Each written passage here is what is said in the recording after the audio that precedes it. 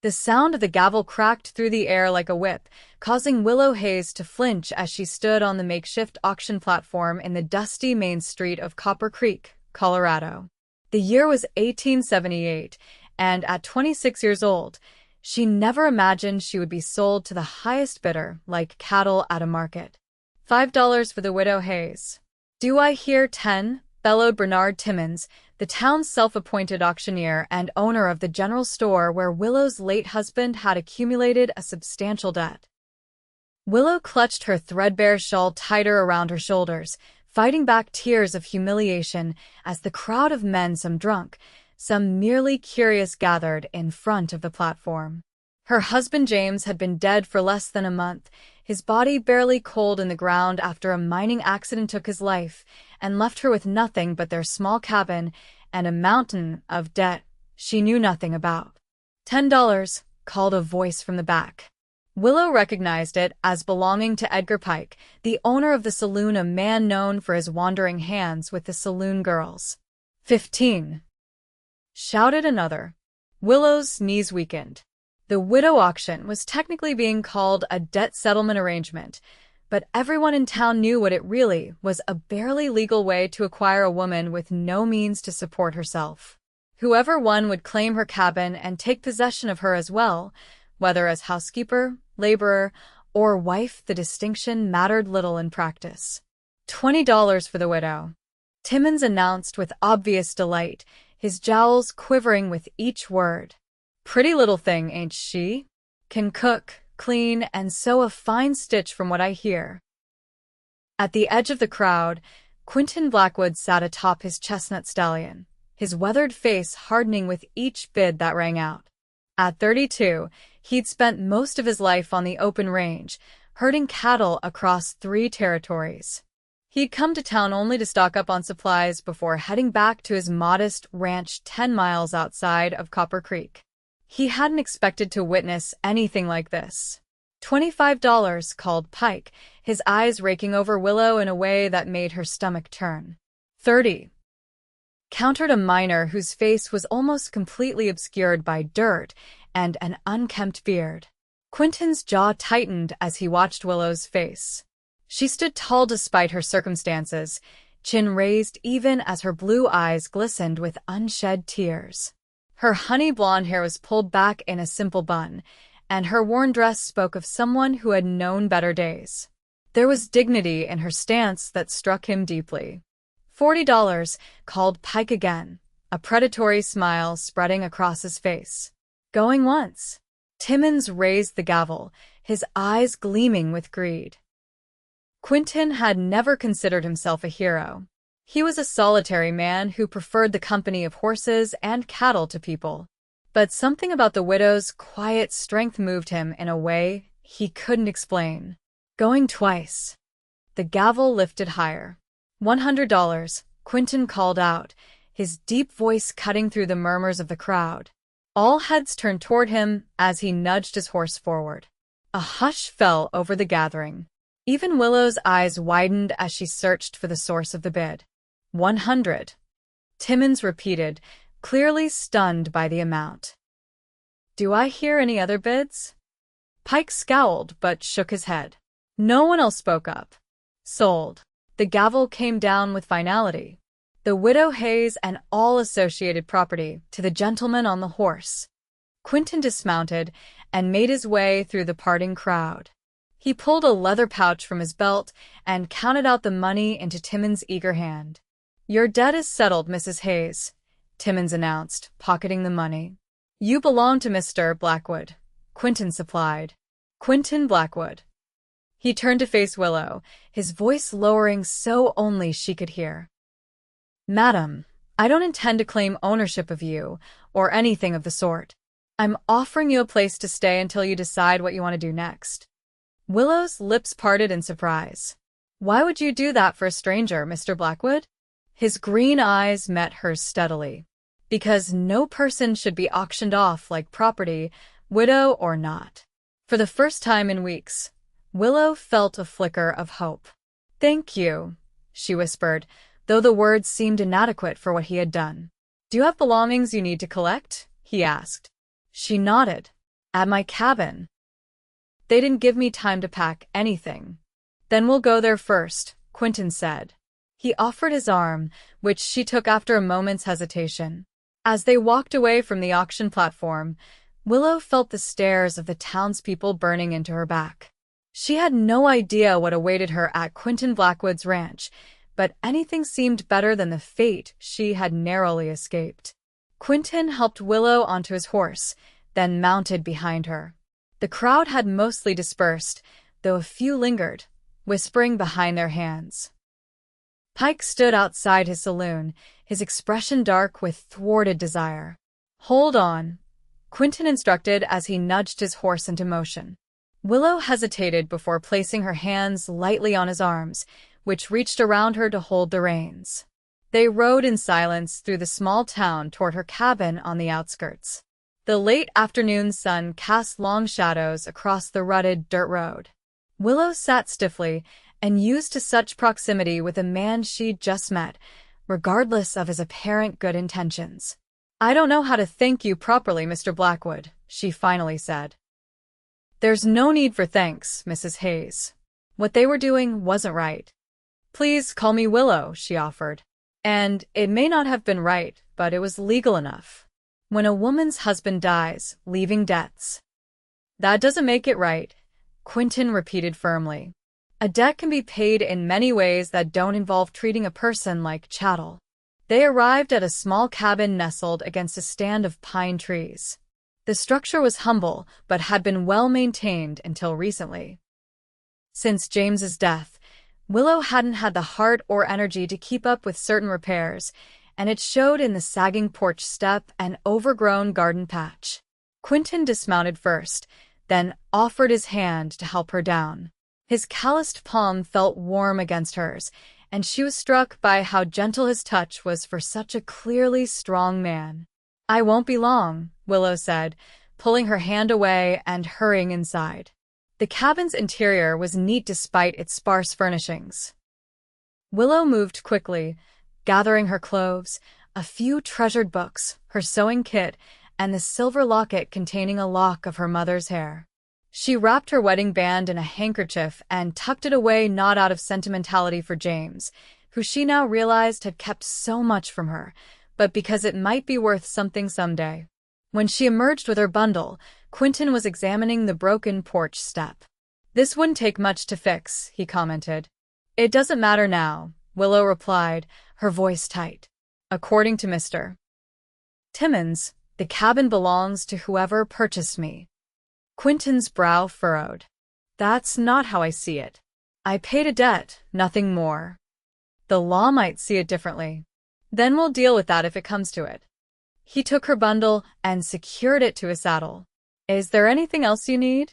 Willow looked back at the cabin where she had spent 3 unhappy years with James. "No," she said firmly. "There's nothing else." The journey to Quentin's ranch took nearly 2 hours. As they rode, the landscape opened up, revealing rolling hills dotted with scrub brush and the occasional cluster of trees. In the distance, purple mountains rose against the darkening sky.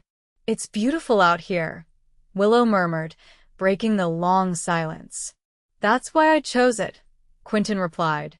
"Far enough from town to have peace, close enough to get supplies when needed." "Have you lived here long?" 5 years. Built most of it myself, though I had help with the barn raising from neighbors further out. As they crested a hill, Quentin's ranch came into view. It wasn't large by Western standards, but it was impressive for a man working alone. A solid 2-story house stood beside a well-constructed barn and corral. A few cattle grazed in a fenced pasture, and a small vegetable garden was visible at the side of the house. "Welcome to Willow Creek Ranch," Quentin said. Willow turned slightly to look at him. "Willow Creek." A flush crept up his neck. "Just a coincidence. There's a creek that runs through the property, has a lot of willow trees along the banks." She smiled, the first genuine smile since James's death. "It's a good name." As they approached the house, a dog came bounding out to greet them, a black and white border collie who barked excitedly. "That's Ranger," Quentin explained. Best cattle dog in the territory. He helped Willow dismount when they reached the house, then took care of his horse while she waited on the porch with her bundle. The house was larger than her cabin, with a covered porch that wrapped around two sides. The wood was weathered but solid, and smoke curled from the stone chimney. When Quentin returned, he led her inside. The main room served as both kitchen and living area, with a large stone fireplace, a sturdy table with 4 chairs, and a comfortable-looking armchair near the hearth. Everything was clean but distinctly masculine, with few decorative touches. "It's not much," Quentin said, suddenly self-conscious. "But it's warm in winter and cool in summer." "It's lovely," Willow replied honestly. Quentin showed her upstairs to a small bedroom. This was meant to be a guest room, though I can't say it's had much use. The bed's comfortable enough, I think. The room contained a simple bed with a patchwork quilt, a chest of drawers, and a small window overlooking the creek that gave the ranch its name. "Thank you," Willow said, setting her bundle on the bed. "I don't know how long I'll impose on your hospitality." "You're not imposing," Quentin interrupted. "Stay as long as you need to. There's plenty of space." Willow studied him, trying to understand his motives. Men, in her experience, always wanted something in return. "Mr. Blackwood, Quentin, please." "Quentin," she amended. "I appreciate what you've done, truly. But I need to understand what you expect from me in return." His expression softened. "Nothing you're not willing to give, Mrs. Hayes. I could use some help around the ranch if you're inclined to offer it, but that's entirely your choice. This isn't an arrangement where you owe me anything." The sincerity in his eyes made her want to believe him, though experience had taught her caution. "I'm a hard worker," she said finally. "I can cook, clean, mend clothes. I'm willing to earn my keep." "Then we'll consider it a fair exchange," Quentin replied with a nod. "I'll leave you to get settled. There's water in the pitcher, if you want to wash up. I'll have supper ready in about an hour." After he left, Willow sank onto the bed, overcome by the day's events. That morning, she had awakened in her own home, preparing herself for the humiliation of the auction. Now she found herself in a stranger's house, miles from town, dependent on his continued goodwill. Yet something about Quentin Blackwood made her want to trust him. Perhaps it was the lack of expectations in his eyes, or the way he spoke to her as a person rather than a possession. Whatever it was, she found herself hoping that her instincts about him were correct. The next morning, Willow awoke to the smell of coffee and the sound of movement downstairs. For a moment, she was disoriented, but then the events of the previous day came rushing back. She dressed quickly in one of her 2 remaining dresses and made her way downstairs. Quentin was already up, stoking the fire in the stove. He looked up when she entered, offering a small smile. "Good morning," he said. "I hope you slept well." "Better than I expected," Willow admitted. "Can I help with breakfast?" "I was just about to start. Eggs and bacon is about the extent of my cooking skills, I'm afraid." "Let me," Willow offered, moving toward the stove. "It's the least I can do." Quentin stepped aside, watching as she efficiently took over the kitchen. There was something comforting about having another person in his home after so many years of solitude. Ranger, who usually stayed outside, had taken an immediate liking to Willow and now sat at her feet, hoping for scraps. "He likes you," Quentin observed. "Dogs are good judges of character," Willow replied, glancing down at the collie with a smile. "At least, that's what my father always said." "Your father was a wise man." Willow cracked eggs into a cast-iron skillet. "He was. He taught school in Ohio before we moved west. My mother died when I was 15, and he never quite recovered. When he passed 3 years ago, I had no family left."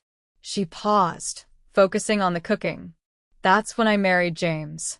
He seemed stable, reliable." "And he wasn't?" Quentin asked quietly.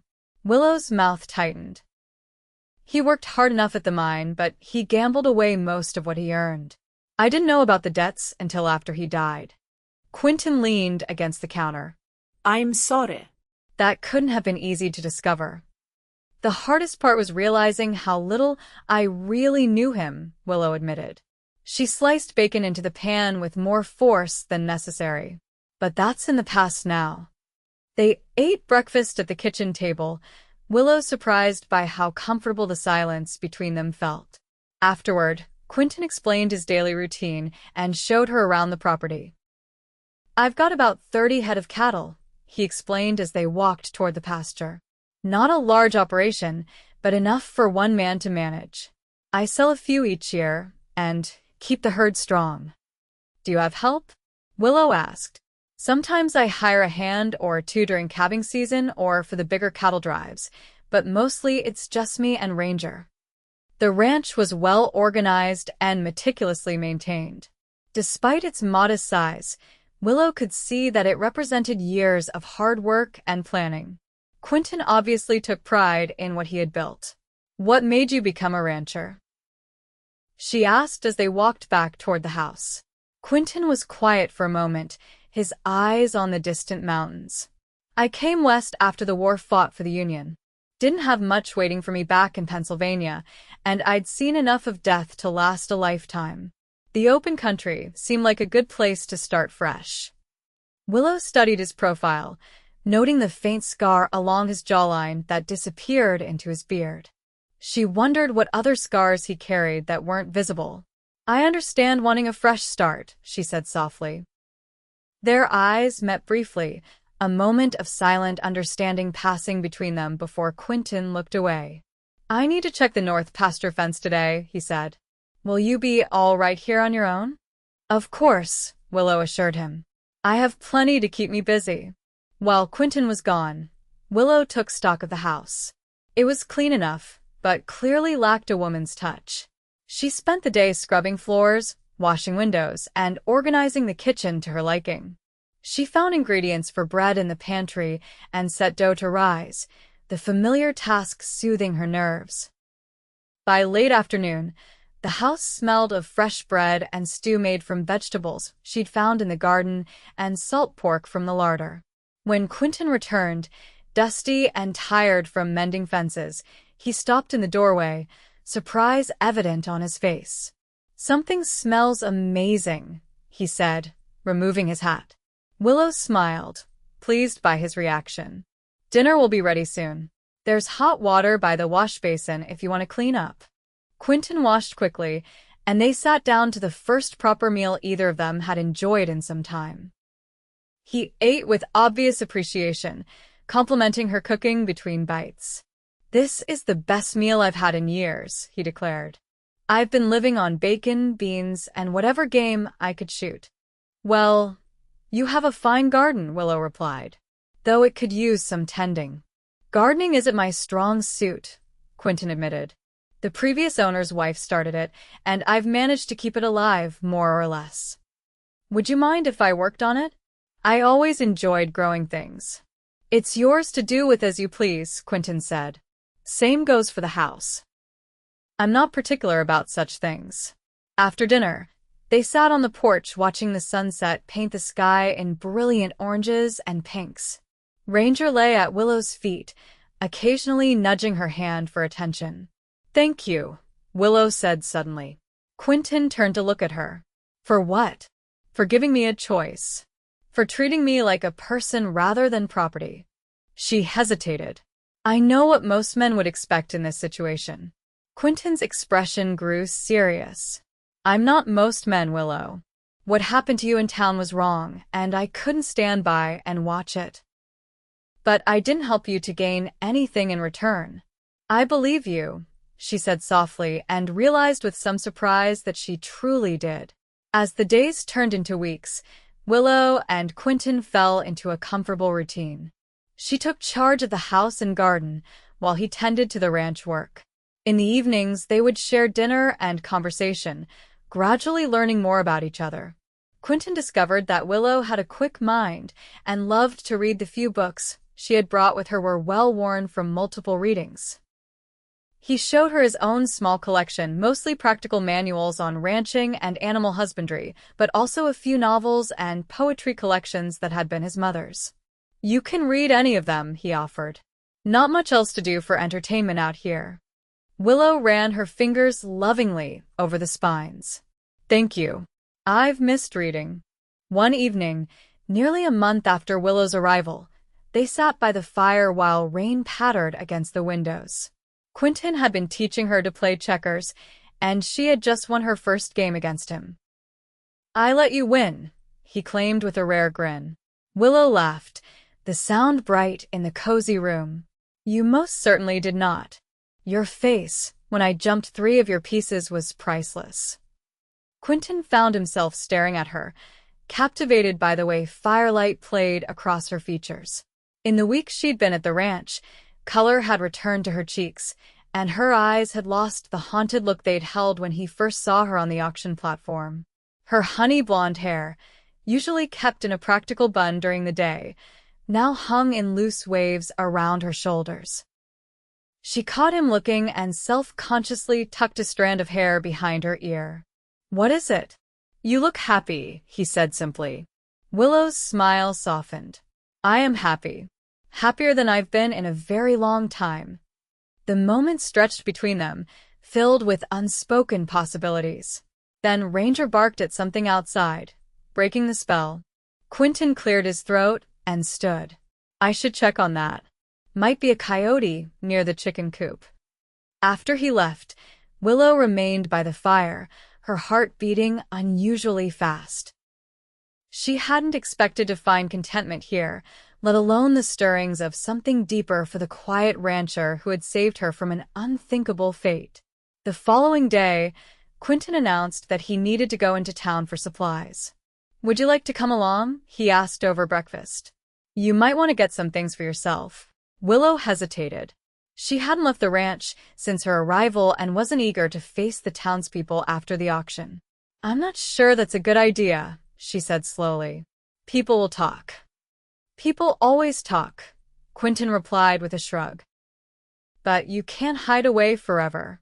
Besides, I thought you might like to pick out some fabric for new curtains or whatever else women like to do to make a house homey." The consideration behind his words touched her. "All right," she agreed. "I could use a few things." They set out after breakfast, taking the wagon rather than riding horseback. The journey to town seemed shorter than it had the first time, filled with comfortable conversation rather than tense silence. As they approached Copper Creek, Willow felt her anxiety rising. What if Mr. Timmons or someone else makes trouble? Quentin's expression hardened slightly. They won't. Not if they know what's good for them. The town was busy, with the usual Saturday traffic, ranchers and farmers coming in for supplies, miners off shift from the nearby silver mine, and the regular town residents going about their business. Heads turned as Quentin helped Willow down from the wagon in front of the general store. Whispers followed them inside, where Bernard Timmons stood behind the counter. His eyes widened at the sight of Willow. "Mrs. Hayes," he said, his tone cautious. "Didn't expect to see you back in town." "It's still Mrs. Hayes," Willow replied coolly. "And I'm here for supplies, Mr. Timmons, nothing more." Quentin handed her a small leather pouch. "Get whatever you need," he said quietly.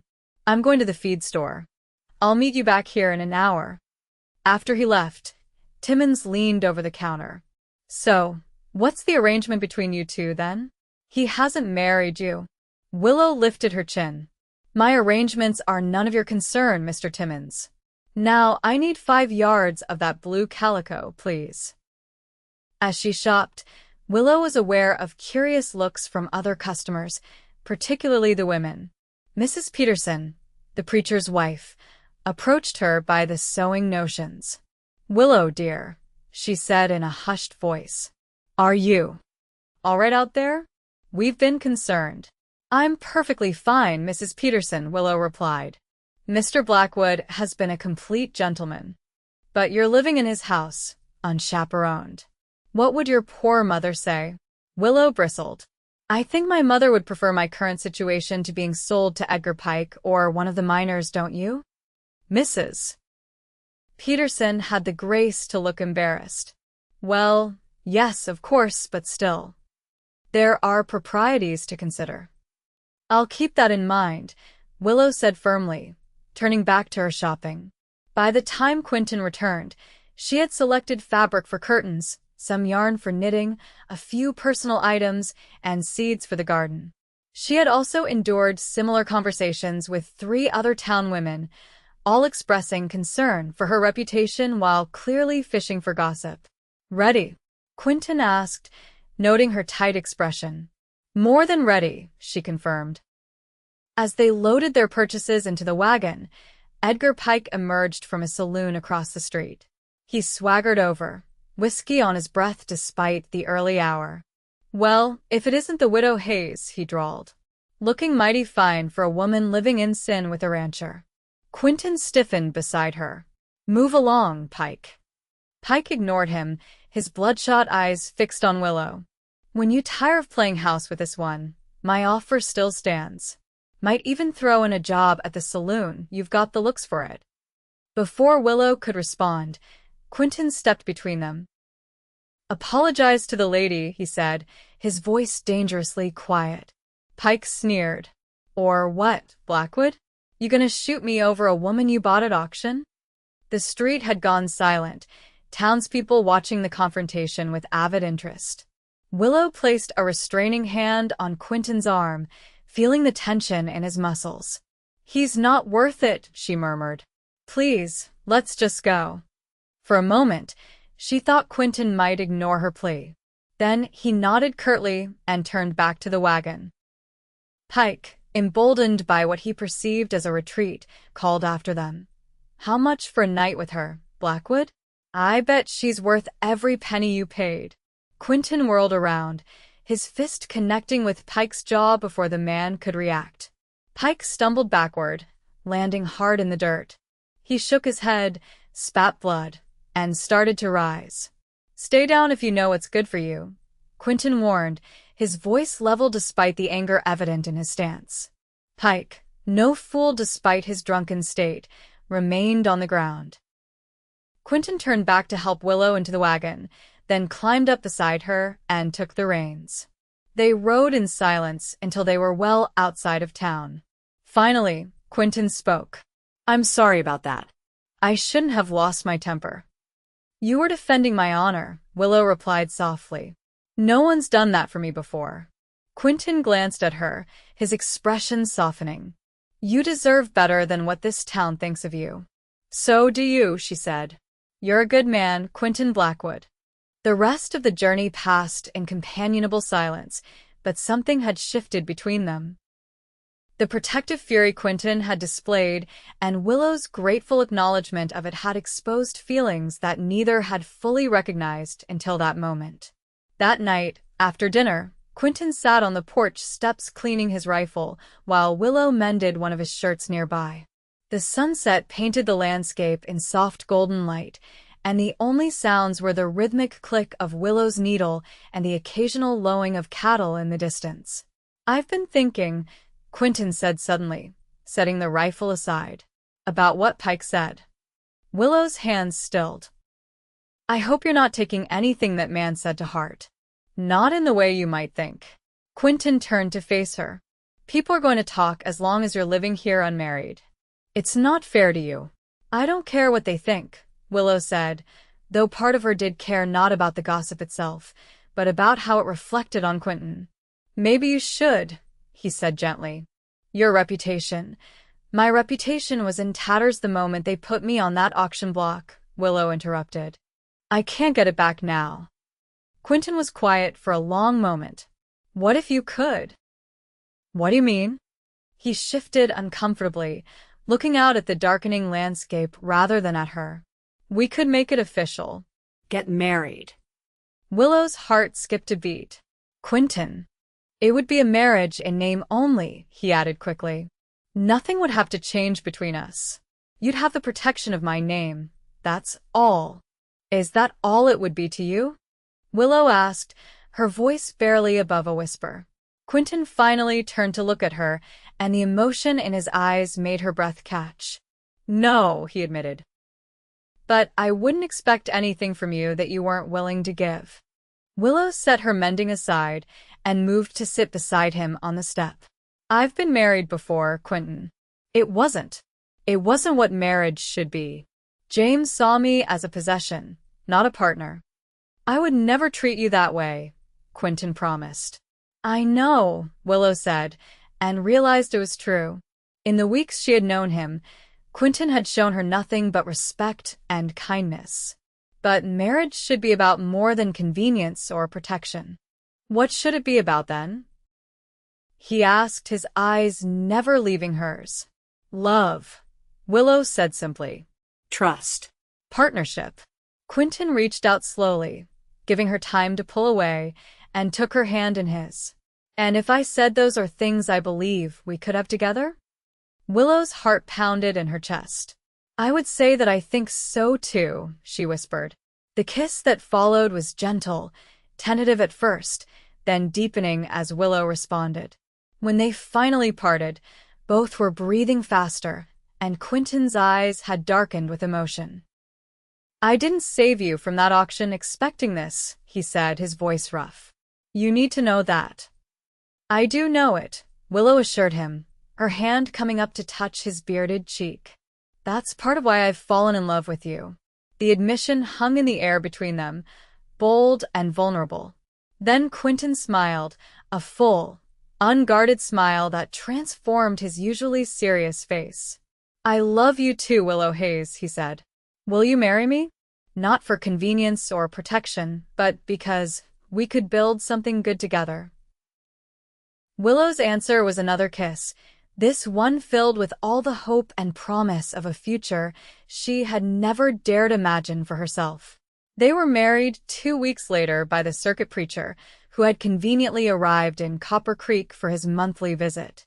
The ceremony was small, held in their own home with only a few of Quentin's neighboring ranchers and their wives as witnesses. Willow wore a new dress of soft blue calico, with wildflowers in her hair instead of a veil. When the preacher pronounced them husband and wife, Quentin kissed her with such tenderness that several of the women dabbed at their eyes. No one who saw them could doubt that this was a marriage of love, not convenience. The town gossips were disappointed by the proper wedding, though they still whispered about the unusual circumstances that had brought the couple together. But as weeks turned to months, and Willow became a fixture at Quentin's side during their infrequent trips to town, even the most determined gossips found other matters to discuss. Willow flourished at Willow Creek Ranch. The garden expanded under her care, providing a bounty of vegetables that she preserved for winter. She planted flowers around the house and sewed bright curtains for the windows. Inside, the house transformed from a functional bachelor's dwelling to a true home, filled with small touches that spoke of permanence and care. Quentin, too, changed in subtle ways. The perpetual furrow between his brows eased, and he smiled more readily. He began to talk about expanding the ranch, adding more cattle, and perhaps hiring a permanent hand to help with the work. For the first time since the war, he found himself thinking about the future with anticipation rather than grim determination. Their wedding night had been a revelation for both of them. Willow, whose experience of physical intimacy had been dutiful at best with James, discovered passion in Quentin's gentle but thorough lovemaking. Quentin, who had known only brief encounters with saloon girls in the years since the war, found himself humbled by the trust Willow placed in him and determined to be worthy of it. As winter approached, bringing the first dusting of snow to the mountains, Willow and Quentin sat before the fire in their home, a quilt draped across their laps. Ranger dozed at their feet, occasionally twitching in his sleep. I've been thinking, Willow said, her head resting on Quentin's shoulder. About what? He asked, his fingers absently stroking her hair. About how different my life is now from what I expected when James died. She turned to look up at him. If someone had told me then that I would find happiness after being put on that auction block, I would have thought them mad. Quentin's arm tightened around her. I still get angry when I think about that day. Don't, Willow said, placing her hand over his heart. Without that day, we might never have met. And I wouldn't trade what we have for anything, not even to be spared that humiliation. Quentin bent to kiss her forehead. You're an extraordinary woman, Willow Blackwood. She smiled at the name. It still gave her a thrill to hear it. I have something to tell you, she said, taking his hand and placing it gently over her stomach. Something wonderful. Quentin went very still, his eyes widening as understanding dawned. Are you certain? Willow nodded, her eyes shining with happy tears. Come spring, there will be 3 of us at Willow Creek Ranch. The joy that spread across Quentin's face was like sunrise breaking over the mountains. He gathered her carefully into his arms, as though she had suddenly become fragile as spun glass. A baby, he whispered, his voice thick with emotion. Our baby. Willow laughed at his awestruck expression. Yes, our baby. Are you happy? Happy doesn't begin to describe it, Quentin said, kissing her with such tenderness that fresh tears sprang to her eyes. I never thought I would have a family of my own. Neither did I, Willow admitted. Not after James. I thought that part of my life was over. Quentin placed his hand on her stomach again, wonder in his eyes. Thank you, he said softly. For what? For trusting me enough to build a life with me. For giving me a family. For loving me. Willow covered his hand with hers. You gave me a choice when no one else would. How could I not love you for that? Spring came to Willow Creek Ranch in a riot of wildflowers and new growth. The cattle had weathered the winter well, with several new calves adding to the herd. The garden willow had expanded the previous summer was ready for planting, though she moved more slowly now with her advancing pregnancy. Quentin had hired a young man named Tom Stevens to help with the ranch work, partly to free himself to help Willow more around the house.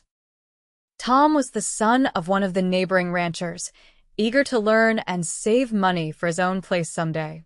He lived in the small cabin Quentin had built for occasional ranch hands, taking his meals with them in the main house. One warm April afternoon, Quentin found Willow sitting on the porch, her hands resting on her rounded belly, her face tilted toward the sun. You look peaceful, he said, sitting beside her. Willow smiled without opening her eyes. I am. The baby's been kicking up a storm all morning, but he's settled down now. Quentin raised an eyebrow. You sound certain. Just a feeling, Willow replied, finally looking at him. Would you mind having a son? I'd be happy with either, as long as both of you are healthy. He placed his hand on her belly, rewarded by a strong kick, though he just seemed to have a good pair of legs on him. They sat in comfortable silence for a few minutes, enjoying the rare moment of quiet in their busy lives. I saw Timmons in town yesterday, Quentin said eventually. He asked after you. Willow tensed slightly. What did he want? Nothing in particular. I think he was just curious. Word has gotten around about the baby. Quentin hesitated. He mentioned that Pike has left town. Apparently, he lost the saloon in a poker game and headed to Denver. Good riddance, Willow said firmly. Though she had largely put the memory of the auction behind her, she had never forgotten Pike's crude comments or the predatory look in his eyes. Quentin nodded in agreement. I also spoke with Sheriff Miller about formalizing your ownership of your old cabin. My ownership? Willow looked at him in surprise. But I thought when you paid the debt. I paid James's debt, Quentin corrected. But I never believed that gave me ownership of your property. The sheriff agrees. He's drawn up papers transferring the deed officially to your name. Tears welled in Willow's eyes. You did that for me? I did it because it's right, Quentin said simply. The cabin is yours to do with as you please. Sell it, rent it out, keep it as a legacy for our child, whatever you decide. Willow leaned against him, overcome with gratitude and love. What did I ever do to deserve you? I ask myself the same question about you every day, Quentin replied, pressing a kiss to the top of her head. The baby came in late May, After a long labor that left Quentin pacing anxiously outside their bedroom while Mrs. Stevens, Tom's mother and an experienced midwife, helped Willow through her ordeal. When he finally heard a lusty cry followed by Mrs. Stevens calling for him to enter, Quentin nearly tripped over Ranger in his haste. Inside, he found Willow propped up against pillows, her face flushed and hair damp with sweat, but wearing the most radiant smile he had ever seen. In her arms was a small bundle wrapped in a soft blanket. "Come meet your son," Willow said softly. Quentin approached the bed almost reverently, looking down at the tiny red face of his child. The baby had a shock of dark hair like his, and what appeared to be Willow's delicate nose. "He's perfect," Quentin whispered, gently touching the baby's cheek with one finger. The infant turned toward the touch, his tiny mouth making sucking motions. "What shall we call him?" Willow looked up at her husband. "I was thinking William, after my father. William Quentin Blackwood." "William," Quentin repeated, testing the name. "Will, for short." "I like it." Mrs. Stevens, who had been quietly cleaning up, smiled at the new family. "He's a strong one, Mrs. Blackwood. You did well." After she left, Quentin carefully sat on the edge of the bed, his arm around Willow's shoulders as they both gazed at their son. "I never knew it was possible to love someone I just met so completely," Quentin said, his voice rough with emotion. "I felt the same way the first time I saw you," Willow teased, though her eyes were serious. Quentin chuckled. "I doubt that. I must have looked like quite the rough character that day." "You looked like salvation," Willow corrected him. "And you were." As summer turned to fall, and then to winter again, the Blackwood family settled into their new reality. Will grew quickly, a happy, healthy baby with his father's green eyes and his mother's sweet disposition. Ranger appointed himself the child's guardian, sleeping outside the nursery door and alerting Willow whenever Will cried. The ranch prospered under Quentin and Tom's care, with the herd growing and a reputation for quality beef spreading throughout the territory. Willow's garden provided not only for their table, but enough excess to trade with neighbors and sell in town. Their visits to Copper Creek became less fraught with tension as time passed. The circumstances of their meeting faded in the town's collective memory, replaced by the image of the Blackwoods as a respectable ranching family. Even Bernard Timmons treated Willow with grudging respect, especially after she and Quentin became regular customers at his store. On the first anniversary of their wedding, Quentin surprised Willow with a gift, a small wooden box he had carved himself, decorated with willow branches and tiny flowers. "It's beautiful," Willow exclaimed, running her fingers over the intricate design. "Open it," Quentin urged. Inside was a delicate silver locket on a fine chain. Willow gasped as she lifted it out. "I know you keep your mother's lock of hair in your old locket," Quentin explained. "I thought you might like this one for a lock of Will's hair, to keep them both close to your heart." Tears welled in Willow's eyes as she opened the locket to find a tiny curl of Will's dark hair already nestled inside. "It's perfect," she whispered, closing it carefully and holding it to her chest. "Will you help me put it on?" Quentin fastened the chain around her neck, his fingers lingering on her skin. "Happy anniversary, my love." Willow turned in his arms, her eyes shining with emotion. "I never expected to find happiness again after James died," she said softly. "I thought the auction was the end of my life, as I knew it. Instead, it was the beginning of something far better than I could have imagined." "For me too," Quentin replied, drawing her closer. "I was content enough with my solitary life before, but now I can't imagine going back to it. You and Will are everything to me." They stood together in the firelight, the sleeping baby in his cradle nearby, Ranger dozing at their feet, a family created from the most unlikely of beginnings. As the years passed, Willow Creek Ranch grew and flourished. Quentin added more land and cattle, eventually employing several ranch hands year-round. Willow's garden expanded to include an orchard, and she became known throughout the county for her preserves and apple butter. Will grew into a strong, thoughtful boy who loved the ranch as much as his parents did. He followed Quentin everywhere from the time he could walk, soaking up knowledge about cattle and horses like a sponge. By age 5, he could ride his own pony and helped with small chores around the ranch. When Will was 6, he gained a sister, Sarah Elizabeth Blackwood, named for both Quentin's and Willow's mothers. Unlike her brother's dramatic entrance into the world, Sarah arrived quickly and with minimal fuss, as though eager to join the family. "She has your determination," Quentin told Willow as they watched their daughter nurse for the first time. "Already knows exactly what she wants."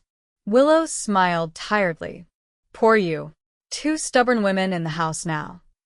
"I wouldn't have it any other way," Quentin replied, pressing a kiss to her forehead. As the children grew, so did the community around Willow Creek Ranch. What had once been scattered homesteads gradually coalesced into a small settlement, with a one-room schoolhouse built on land donated by Quentin and Willow. Willow, drawing on her father's legacy, occasionally taught when the regular teacher was ill or away.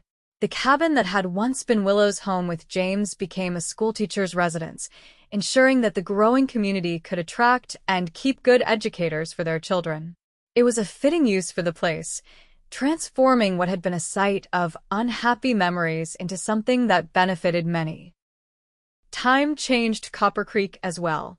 The silver mine that had been the town's lifeblood began to play out, and many miners moved on to more promising claims elsewhere.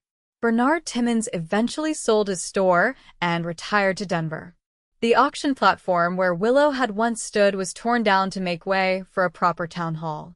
By the time Will was 16 and Sarah 10, Willow Creek Ranch had become one of the most successful operations in the county. The original house had been expanded to accommodate the growing family and occasional guests, though Quentin was careful to preserve the original structure where he and Willow had begun their life together. One evening, as they sat on the porch watching the sunset, a ritual they had maintained throughout their marriage, Willow turned to her husband with a thoughtful expression. "Do you ever wonder what would have happened if you hadn't been in town that day?" she asked. "The day of the auction?" Quentin, his hair now streaked with silver though his body remained strong, considered the question. "Sometimes," he admitted, "but I don't like to think about it too much. The idea of you ending up with Pike or one of the others." He shook his head. "I've been thinking about it lately," Willow said, her hand finding his on the porch railing. "Will's nearly a man now, talking about wanting his own ranch someday. Sarah's growing up so fast. It makes me reflect on how fragile life is, how easily things could have gone differently. Are you unhappy with how things turned out?" Quentin asked, a rare note of uncertainty in his voice. Willow squeezed his hand. "Just the opposite. I'm overwhelmed sometimes by how fortunate I've been. That day, the worst day of my life, led me to you. To this life, to our children. It's hard to reconcile sometimes." Quentin pulled her gently into his arms, her back against his chest as they looked out at the land that had sustained them for nearly 2 decades. "Life has a way of surprising us," he said quietly. "I came west looking for peace after the war, never expecting to find love or build a family. You faced the humiliation of that auction, never imagining it would lead to happiness. I wish every woman in my position could be so lucky," Willow murmured. "Not luck," Quentin corrected her. "You built this life with me, Willow. Your strength, your kindness, your determination, those are what made our family what it is." Willow turned in his arms to face him. Though she was now in her mid-40s, Quentin still looked at her with the same admiration and desire he had shown on their wedding day. "I love you, Quentin Blackwood," she said simply. "More today than when I married you, if that's possible." "It's possible," he assured her, bending to kiss her with the familiarity of long marriage and the tenderness of enduring love. "I feel the same way." From inside the house came the sound of Sarah practicing her piano lesson, the notes floating through the open window. In the distance, They could see Will riding in from checking the north pasture, his silhouette against the sunset remarkably like his father's had been 20 years earlier. "We've built something good here," Willow said softly. "Better than good," Quentin replied. "Something that will last beyond us."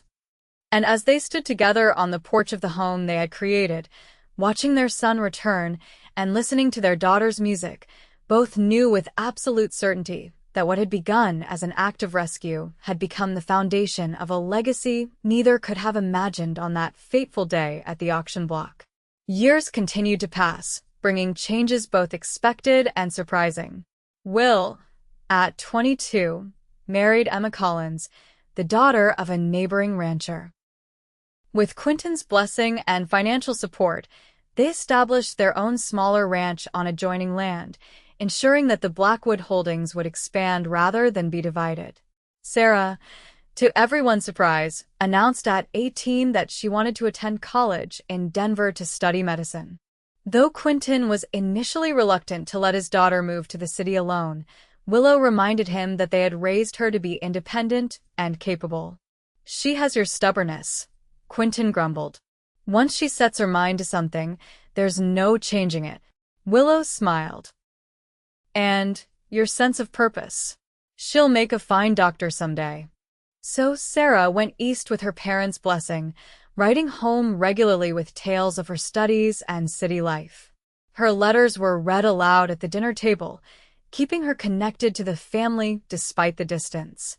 When Will and Emma welcomed their first child, a son they named Quentin James Blackwood, Willow found herself in the unexpected and delightful role of grandmother. Watching her husband cradle their grandson, his weathered hands gentle with a tiny bundle, she felt a surge of love so powerful it brought tears to her eyes. "What is it?" Quentin asked, noticing her emotion. "Just thinking about how full our lives have become," Willow replied. "From that day at the auction to this moment, it's more than I ever dare hope for." Quentin smiled, the lines around his eyes deepening. At 62, his dark hair had given way almost entirely to silver, but he remained strong and vital. "And there's more to come," he said, nodding toward Will and Emma, who sat close together, their faces reflecting the same wonder Willow remembered feeling when Will was born. As they approached their 30th wedding anniversary, Willow and Quentin began to step back from the daily management of the ranch, allowing Will and the experienced foreman to take over more responsibilities. They still lived in the main house, but Quentin had built a small cabin by the creek where they often spent quiet days together, fishing or simply enjoying the peace of the place that had given their ranch its name. The town that had grown up near their property was now officially called Willow Creek, named after the ranch that had been its anchor for 3 decades. What had started as a few scattered homesteads was now a proper small town with a general store, a church, the school, and even a small doctor's office where Sarah planned to practice when she completed her medical training. On the evening of their anniversary, Quentin took Willow for a ride to the highest point on their property, a ridge overlooking the entire valley. Though both were in their 60s now, they still rode regularly, finding joy in the activity they had shared throughout their marriage. As the sun began to set, painting the sky in brilliant colors, Quentin spread a blanket on the ground and produced a small picnic from his saddlebag cheese, bread, dried fruit, and a bottle of wine he had ordered specially from Denver. 30 years. Willow marveled as they sat together, looking out over the land they had nurtured and the community they had helped to build. "Sometimes it feels like yesterday that I stood on that auction platform. And sometimes it feels like a lifetime ago," Quentin replied, pouring the wine into 2 tin cups, a concession to practicality over romance that made Willow smile. "Do you remember what you said to me that day?" she asked. "When you first brought me to your home?" Quentin thought for a moment. "I believe I said you weren't imposing and could stay as long as you needed." Willow nodded. "You gave me a choice when no one else would. That's when I started falling in love with you, though I didn't recognize it then." "When did you know?"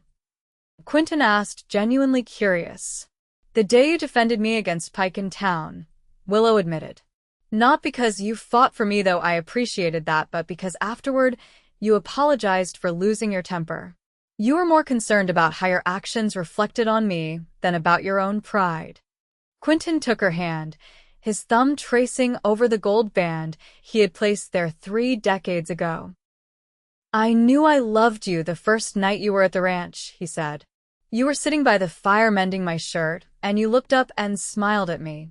It hit me like a physical blow, the certainty that I wanted to see that smile every day for the rest of my life. And have you? Willow asked softly. Every day, Quentin confirmed. Even on the hard days, and we've had our share, you've found a reason to smile.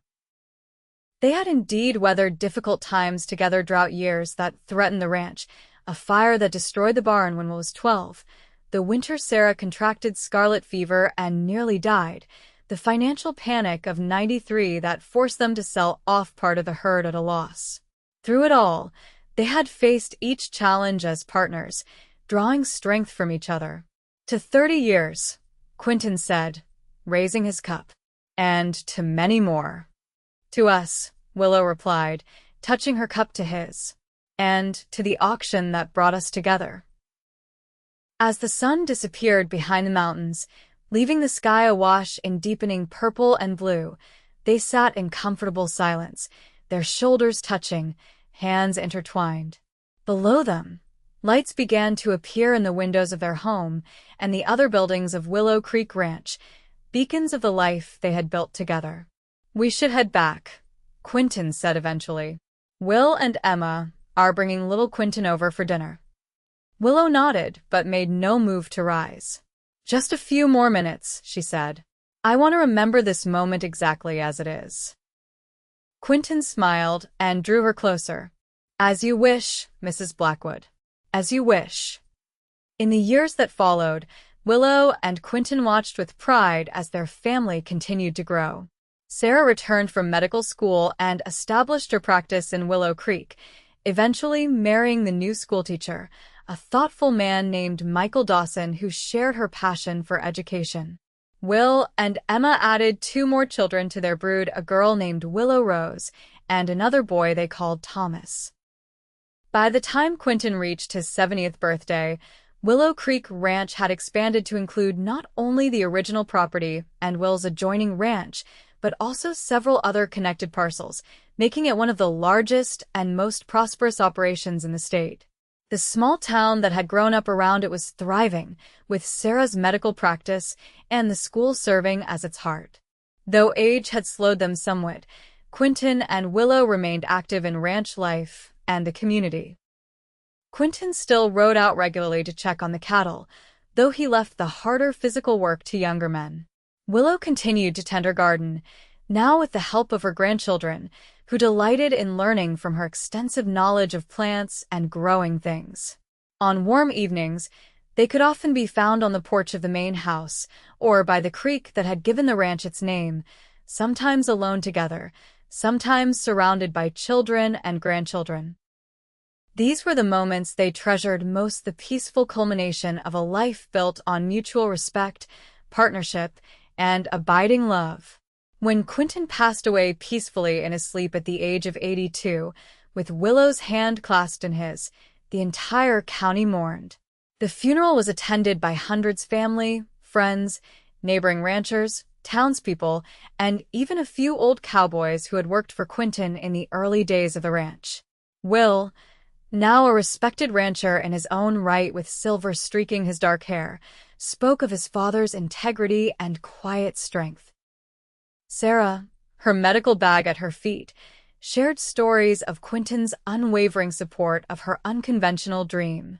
Grandchildren and great-grandchildren placed wildflowers on his casket, a fitting tribute to a man who had loved the land and all it produced.